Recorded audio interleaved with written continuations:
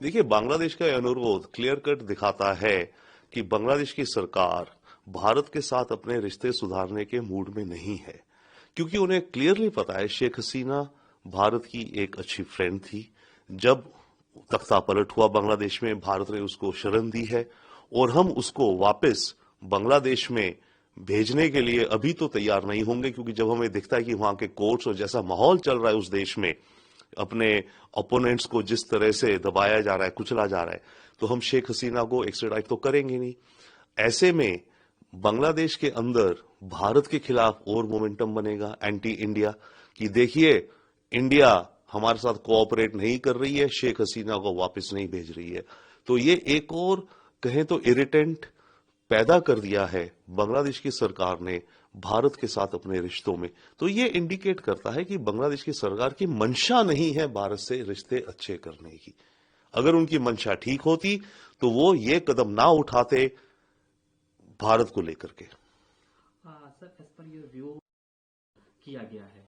देखिए, कारण तो इसका ये है कि वहां पर जो इंटरनेशनल क्राइम ट्रिब्यूनल है बांग्लादेश में 2011 या 12 में बना था, वहां पर इस समय की जो सरकार है उसने शेख हसीना के खिलाफ केसेस डाले हुए हैं, जेनोसाइड का, क्राइम्स अगेंस्ट ह्यूमैनिटी का, किडनैपिंग्स का, और यस, कुछ केसेस में शेख हसीना की सरकार ने बड़ी गुंडागर्दी भी करी है।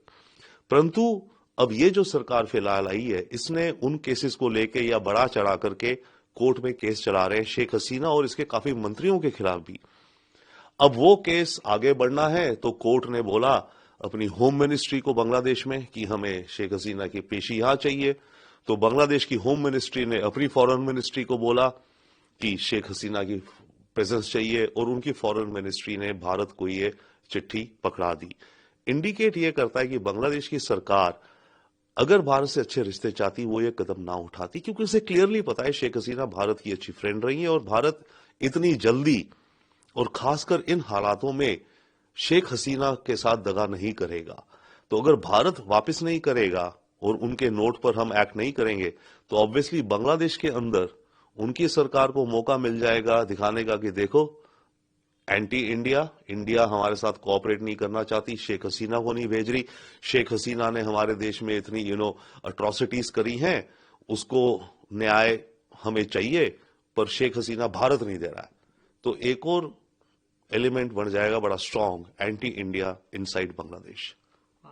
इसके भारत और बांग्लादेश, देखिए, इसका प्रभाव तो क्लियर कट यही पड़ेगा ना। तो हमारे डिप्लोमेट्स और हमारी फॉरेन मिनिस्ट्री भी तो समझ रही है कि बांग्लादेश को क्या जरूरत पड़ी थी ये चिट्ठी भेजने की। ठीक है, अब अगर बांग्लादेश ये चिट्ठी भेज रहा है, इसका मतलब मामलों को ज्यादा गड़बड़ाना चाहता है या मामलों की वो परवाह नहीं कर रहा है एक तरह से, या इंडिया को वो एक बुरी नजर में दिखाना चाहता है। तो जब हमें इस तरह का इंडिकेशन मिल रहा है बांग्लादेश से, तो ऑब्वियस है कि आने वाले कुछ वक्त में, एटलीस्ट नियर फ्यूचर में, हम भी बांग्लादेश के साथ कोऑपरेशन कम करेंगे। हालांकि हम कहेंगे कि हम आपके साथ बिल्कुल वर्क करेंगे, वर्किंग रिलेशनशिप, डिप्लोमेटिक, बट हमारा मन खट्टा होता जा रहा है। सर, आपके हिसाब से क्या देखिए, शेख हसीना फिलहाल जो हमें पता है, जो मुझे पता है, फिलहाल भारत में रह रही हैं, और वो कब तक रहेंगी ये मुझे अंदाजा नहीं है, बट अभी रह रही है तो वो रहती रहेंगी। अब कब तक रहेंगी ये कह नहीं सकते। जब वो शुरू में आई थी तो था कि 1-2 दिन बाद वो शायद दुबई चली जाएंगी या लंदन चली जाएंगी या फिनलैंड चली जाएंगी, राइट। वो कुछ हुआ नहीं। अब उसके बाद मेरे ख्याल से इनकी बांग्लादेश की सरकार ने इनका पासपोर्ट भी रद्द कर दिया है, राइट। डिप्लोमेटिक तो रद्द करा, नॉर्मल भी रद्द कर दिया है।